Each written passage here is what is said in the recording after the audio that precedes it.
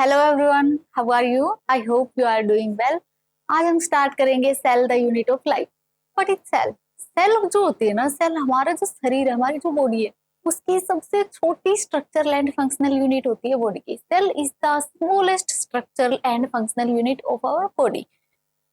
अलग अलग टाइप की सेल्स हम पढ़ते हैं। यूकैरियोटिक सेल है, प्रोकैरियोटिक सेल है। हमारे अंदर अलग अलग टाइप की सेल्स हैं। न्यूरल सेल्स हैं, आरबीसी है, डब्ल्यूबीसी है, प्लेटलेट्स है। अलग अलग टाइप की सेल्स हमारे अंदर होती हैं। तो सेल क्या बनाती है?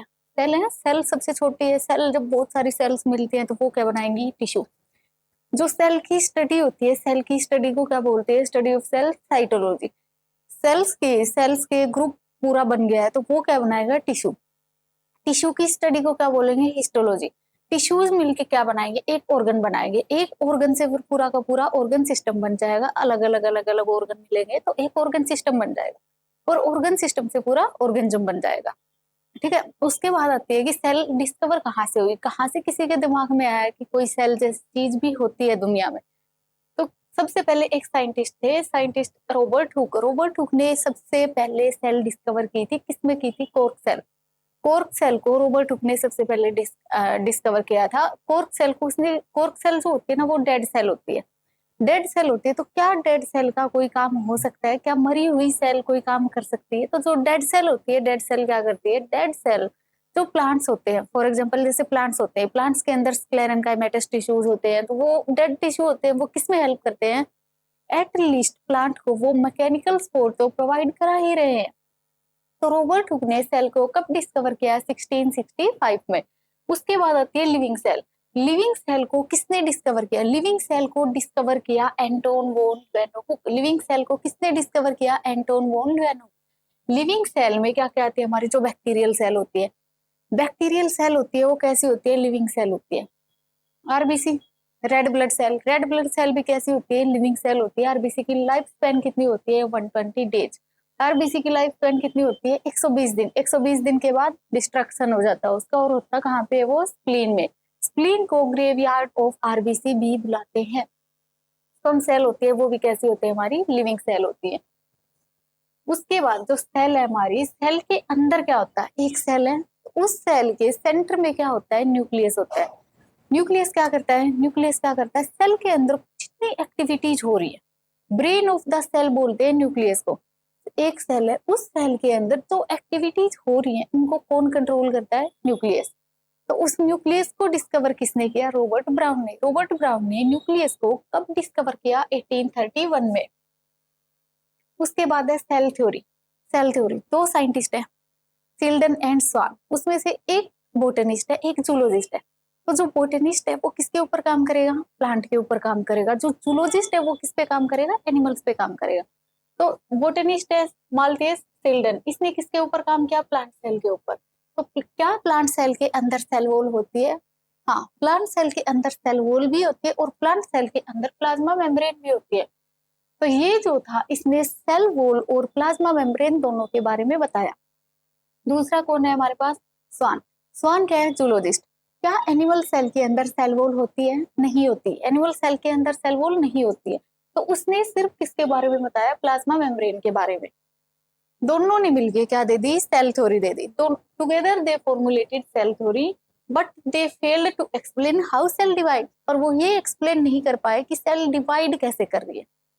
एक ने प्लांट सेल पे काम किया, एक ने एनिमल सेल पे काम किया। प्लांट सेल के अंदर सेल वॉल होती है, एनिमल सेल के अंदर सेल वॉल नहीं होती। तो जिसने एनिमल सेल पे काम किया उसने किसके बारे में बताया? प्लाज्मा मेम्ब्रेन के बारे में। जिसने प्लांट सेल पे काम किया उसने किसके बारे में बताया? सेल वॉल और प्लाज्मा मेम्ब्रेन दोनों के बारे में बताया। दोनों ने मिलकर क्या दे दी? सेल थ्योरी दे दी। बट वो ये एक्सप्लेन नहीं कर पाए कि कैसे सेल डिवाइड कर रही है, कैसे सेल डिवाइड कर रही है। उसके बाद एक टर्म दी, ओमनिस सेलुला ई सेलुला। ओमनिस सेलुला ई सेलुला। सबसे पहले ये याद रखना है, ये टर्म दी किसने? Rudolf Virchow. इसका मतलब क्या होता है? जो ओमनिस सेलुला ई सेलुला लिखा हुआ है, इसका क्या मतलब है? Cell always comes from pre existing cell. कि सेल कहाँ से आएगी? कोई भी सेल है, सेल आएगी कहाँ से? सेल हमेशा किसी प्री एग्जिस्टिंग सेल से आएगी।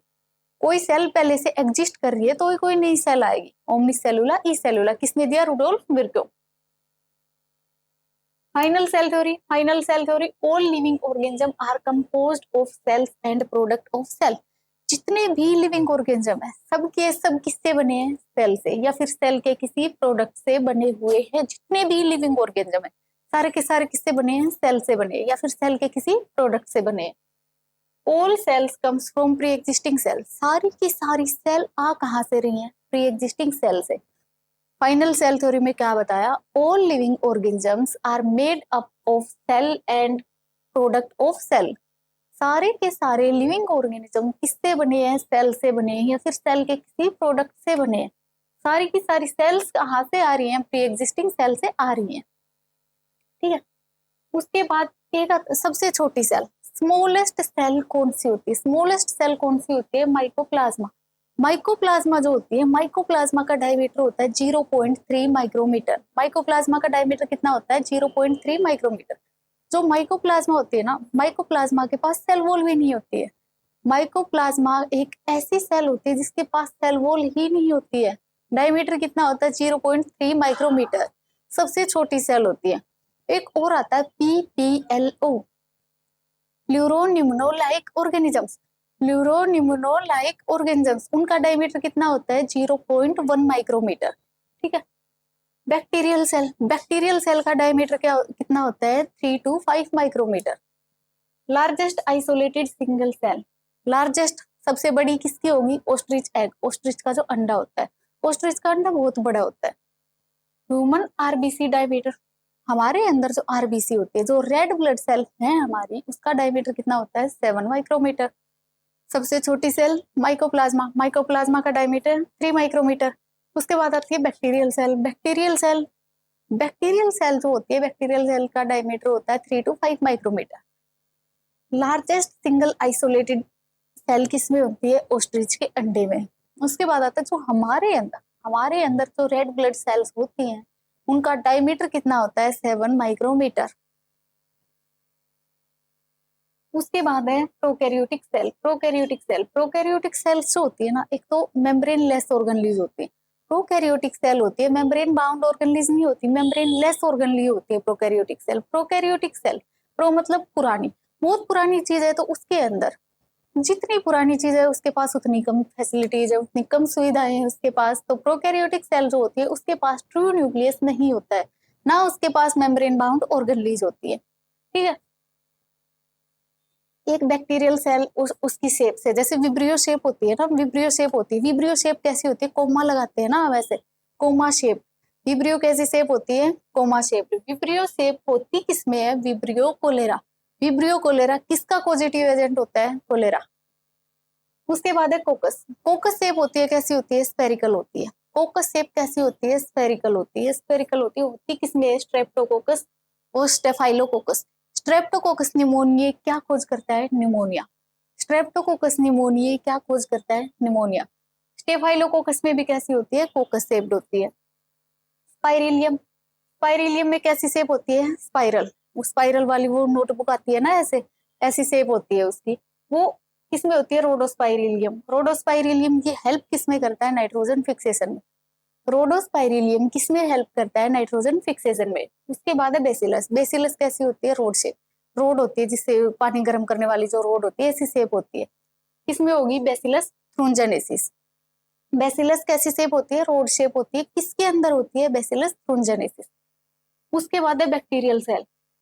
ये क्या है? Bacterial cell. बैक्टीरियल सेल मान लो एक रूम है, रूम की जो बिल्कुल बाहर वाली दीवार होती है ना, रूम की बिल्कुल बाहर वाली जो दीवार है, वो क्या है? हमारी ग्लाइकोकैलिक्स, आउटर लेयर। वो क्या है? ग्लाइकोकैलिक्स। ये है, जैसे ये क्या है? ग्लाइकोकैलिक्स। जो सबसे बाहर है ये व्हाइट कलर की, ये क्या है? ग्लाइकोकैलिक्स। अगर ग्लाइकोकैलिक्स थिक है, अगर ग्लाइकोकैलिक्स मोटी है तो उसको क्या बोलेंगे? कैप्सूल। अगर ग्लाइकोकैलिक्स थिन है तो उसको क्या बोलेंगे? Slime layer. और जो स्लाइम लेयर होता है ना, स्लाइम लेयर ऐसा होता है, स्लाइम लेयर जो होता है वो चिपचिपा होता है। क्यों होता है? क्योंकि स्लाइम लेयर किससे बनी हुई होती है? म्यूकोपॉलीसेकेराइड। सबसे बाहर कौन सी होगी? ग्लाइकोकैलिक्स। ग्लाइकोकैलिक्स ठीक है तो कैप्सूल, अगर ग्लाइकोकैलिक्स थिन है तो स्लाइम लेयर। स्लाइम लेयर किससे बना है? म्यूकोपॉलीसेकेराइड। ठीक है। उसके बाद आती है सेल वॉल। पहले क्या है? आउटर लेयर है, आउटर लेयर के अंदर क्या है? Cell wall. सेल वॉल जो होती है बैक्टीरिया की सेल वॉल किससे बनी हुई होती है? पेप्टाइडोग्लाइकन। जो पेप्टाइडोग्लाइकन होता है ये क्या है? ये सबसे बाहर वाली जो लेयर है, आउटर लेयर, उसके अंदर ये क्या है? Cell wall. तो जो सेल वॉल होती है बैक्टीरिया की सेल वॉल किसकी बनी हुई होती है? पेप्टाइडोग्लाइकन। बैक्टीरिया की सेल वॉल किससे बनी है? पेप्टाइडोग्लाइकन। पेप्टाइडोग्लाइकन जो होता है वो एक हेट्रोपोलीसेकेराइड होता है। पेप्टाइडोग्लाइकन कैसा होता है? हेट्रोपोलीसेकेराइड। हेट्रोपोलीसेकेराइड मतलब उसमें दो यूनिट होती है, NAG और NAM, एन एसिटाइल ग्लूकोसामीन और एन एसिटाइल म्यूरामिक एसिड। उन दोनों के बीच में जो NAG और NAM होता है, उन दोनों के बीच में एक लिंकेज होती है। उस लिंकेज को क्या बोलते हैं? Glycosidic linkage. Glycosidic linkage. अब जो ग्लाइकोसिडिक लिंकेज है उसको तोड़ने के लिए भी हमें कुछ ना कुछ चाहिए, है ना? कोई चीज है तो उसको तोड़ने के लिए कुछ ना कुछ तो हमें चाहिए। तो उस ग्लाइकोसिडिक लिंकेज को तोड़ने के लिए हमें चाहिए लाइसोजाइम। लाइसोजाइम कहाँ पे पाया जाता है? हमारे माउथ के अंदर पाया जाता है, टीयर्स के अंदर भी पाया जाता है। लाइसोजाइम कैसा एंजाइम होता है? एंटीबैक्टीरियल एंजाइम होता है, ठीक है। उसके बाद अंदर क्या है? Plasma membrane. ये क्या है? Plasma membrane. प्लाज्मा मेम्ब्रेन जो होती है ना, प्लाज्मा मेम्ब्रेन किसकी बनी हुई होती है? लिपिड बाइलेयर की। लिपिड्स होते हैं, लिपिड्स कैसे होते हैं? हाइड्रोफोबिक या हाइड्रोफिलिक? लिपिड कैसे होंगे हमारे? हाइड्रोफोबिक। बट जो प्लाज्मा मेम्ब्रेन होती है ना, प्लाज्मा मेम्ब्रेन हाइड्रोफिलिक और हाइड्रोफोबिक दोनों नेचर होते हैं उससे, तो इसलिए उसको एम्फीपैथिक इन नेचर बोलते हैं। वो हम आगे पढ़ेंगे। प्लाज्मा मेम्ब्रेन, ये क्या है अंदर? Plasma membrane. प्लाज्मा मेम्ब्रेन किसकी बनी है? लिपिड बाइलेयर की। फिर क्या होता है? ये जो प्लाज्मा मेम्ब्रेन होती है ना हमारी, ये प्लाज्मा मेम्ब्रेन, मान लो ऐसे प्लाज्मा मेम्ब्रेन है तो वो अंदर से ऐसे झुकी हुई होती है। प्लाज्मा मेम्ब्रेन बीच बीच से ऐसे झुकी हुई होती है, उनको क्या बोलते हैं? Mesosomes. In foldings of plasma membrane क्या बोलते हैं? मीजोजोम्स या इन्वेजिनेशंस ऑफ प्लाज्मा मेम्ब्रेन। मीजोजोम जो होते हैं, मीजोजोम क्या काम करते हैं? ये है ना जो ये ऐसे झुकी हुई है, ये क्या है? मीजोजोम। मीजोजोम्स है, वो काम क्या करेंगे? चार काम याद रखने, उसके चार फंक्शन होते हैं। C2R2। एक सी से सेल वॉल फॉर्मेशन में हेल्प करते हैं, एक सी से सेल डिवीजन में हेल्प करते हैं, एक आर रेप्लिकेशन में हेल्प करता है, एक आर रेस्पायरेशन में हेल्प करता है। मिजोजोम के क्या क्या चार काम हुए? सेल वॉल फॉर्मेशन में हेल्प करता है, सेल डिवीजन में हेल्प करता है, रेप्लिकेशन में हेल्प करता है और रेस्पायरेशन में हेल्प करता है, ठीक है। उसके बाद होती है पिलाई। पिलाई जो होती है, पिलाई किस में हेल्प करती है? कॉन्जुगेशन में या रिप्रोडक्शन में। पिलाई किस में हेल्प करती है? कॉन्जुगेशन और रिप्रोडक्शन में। पिलाई के अंदर कौन सा प्रोटीन होता है? पिलिन प्रोटीन होता है। तो कौन हेल्प करता है कॉन्जुगेशन और रिप्रोडक्शन में? पिलाई। उसके बाद है फिम्ब्रिय। फिम्ब्रिय होते हैं ऐसे प्लाज्मा मेम्ब्रेन के ऊपर। जो फिम्ब्रिय होते हैं, फिम्ब्रिय किस में हेल्प करेंगे? मतलब अटैच होना है किसी चीज को, अटैच करने में, अटैच टू सबस्ट्रेटम कौन हेल्प करेगा? फिम्ब्रिय। और ये जो होते हैं ना, glycocalyx, cell wall, fimbriae, plasma membrane, ये सारे के सारे क्या बनाते हैं? Cell envelope. क्या बनाएंगे? Cell envelope. फिम्ब्रिय किसमें हेल्प करेगा? अटैचमेंट में। उसके बाद है इंक्लूजन बॉडीज। इंक्लूजन बॉडीज जो होती है, इंक्लूजन बॉडीज क्या करती है? खाना स्टोर करती है। बैक्टीरिया के अंदर खाना स्टोर करती है, फूड स्टोर करती है। मान लो अभी जैसे कोरोना आ गया, तो कोरोना में अगर हमारे पास कोई चीज स्टोर है, हमने रख रखी है हमारे पास खाने के लिए, तो हमने खा लिया। अगर नहीं होता तो हम क्या खाते? तो ऐसे ही बैक्टीरिया क्या करता है? बैक्टीरिया अपना खाना स्टोर करके रखता है। बैक्टीरिया के पास क्या होते हैं खाना स्टोर करने के लिए? Inclusion bodies. साइटोप्लाज्म। साइटोप्लाज्म जो होता है ना, साइटोप्लाज्म को क्या बोलते हैं? Arena of all metabolic activities. Arena मतलब अखाड़ा। सारी की सारी मेटाबॉलिक एक्टिविटीज कहाँ पे हो रही है? हमारी साइटोप्लाज्म में। और जो साइटोप्लाज्म होता है ना, cytoplasm is mostly made up of water. Cytoplasm किससे बना हुआ होता है? मोस्टली पानी से बना हुआ होता है, ठीक है। उसके बाद है न्यूक्लियोइड और प्लाज्मिड। प्लाज्मिड क्या करता है? प्लाज्मिड क्या करेगा? प्लाज्मिड होता है extra chromosomal DNA. Extra chromosomal, extra मतलब जो हमारी ये जो सेल है, बैक्टीरिया की सेल है, उसको प्लाज्मिड एक्स्ट्रा ताकत देगा, एक्स्ट्रा स्ट्रेंथ प्रोवाइड करता है। प्लाज्मिड होता कैसा है? डबल स्ट्रैंडेड होता है, सर्कुलर डीएनए होता है। प्लाज्मिड एक्स्ट्रा क्रोमोजोमल होता है, डबल स्ट्रैंडेड होता है, सर्कुलर होता है।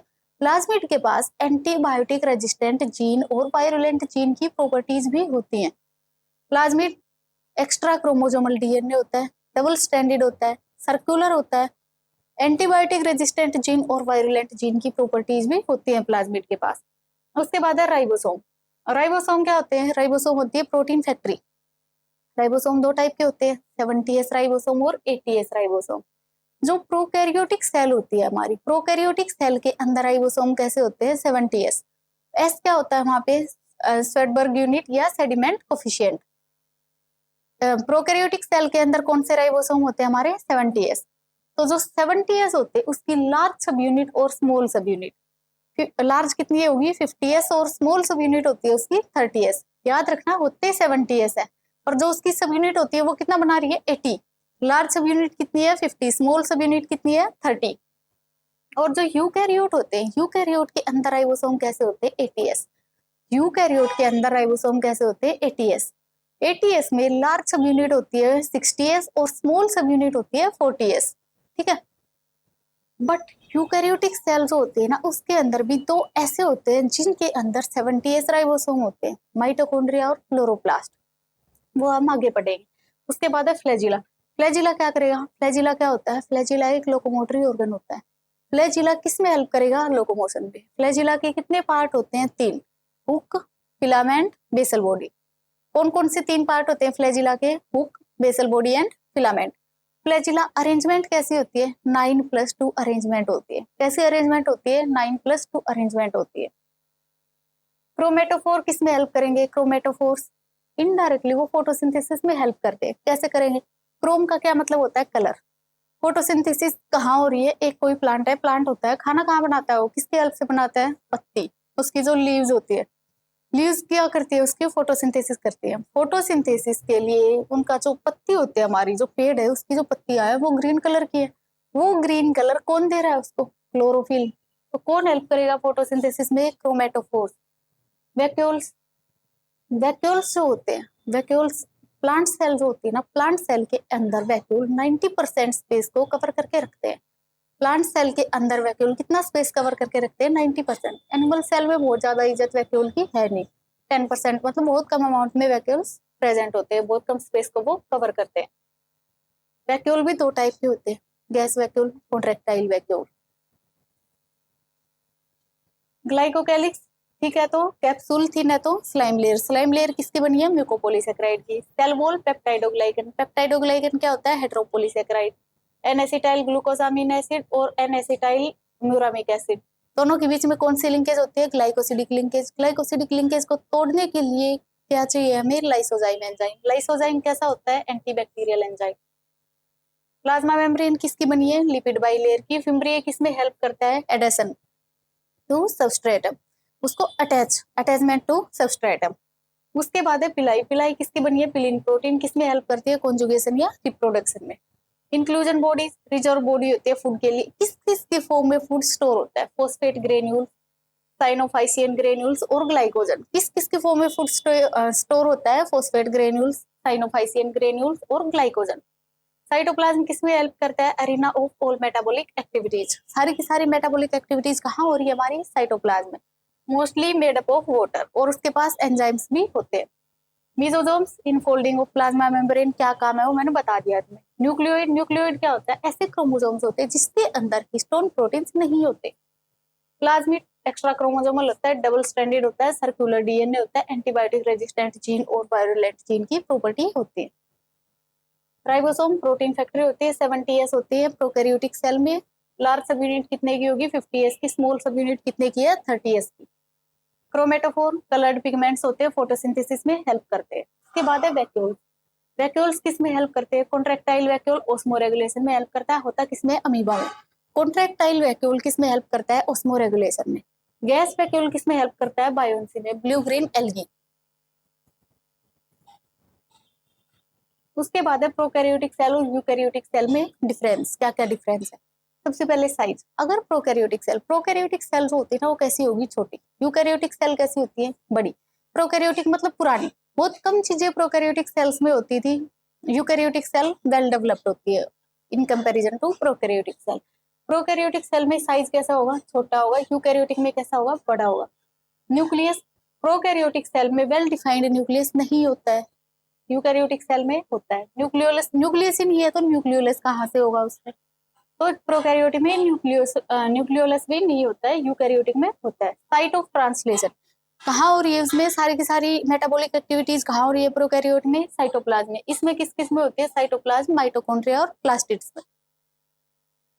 राइबोसोम 70s होते हैं, यूकैरियोट में 80s होते हैं, माइटोकॉन्ड्रिया और प्लास्टिड में 70s होते हैं, ये सब हम पढ़ चुके हैं। सेंट्रियोल प्रोकैरियोटिक सेल में होते ही नहीं है। इसमें सेंट्रियोल, प्लांट सेल के अंदर सेंट्रियोल नहीं होते हैं, एनिमल सेल के अंदर सेल वॉल नहीं होती है, और प्लांट सेल के अंदर क्या नहीं होते हैं, सेंट्रियोल्स नहीं होते हैं। प्लाज्मिड, प्लाज्मिड क्या होता है, एक्स्ट्रा क्रोमोसोमल डीएनए होता है, डबल स्ट्रैंडेड होता है, सर्कुलर होता है, एंटीबायोटिक रेजिस्टेंट जीन और वायरुलेंट जीन की प्रॉपर्टीज होती है। प्लाज्मिड होता है प्रोकैरियोटिक सेल में प्रेजेंट होता है, यूकैरियोटिक सेल में प्लाज्मिड नहीं होता। ग्लाइकोकैलिक्स, ग्लाइकोकैलिक्स भी किसमें है, प्रोकैरियोटिक सेल में। ग्लाइकोकैलिक्स किसकी है, किसकी आउटर लेयर है, बैक्टीरियल सेल की। बैक्टीरियल सेल किसमें आता है, बैक्टीरिया किसमें आता है, हमारा प्रोकैरियोटिक सेल में। तो इसमें ये प्रेजेंट होता है, इसमें यूकैरियोट में एब्सेंट होता है। ठीक है, और हम कल पढ़ेंगे। Thank you.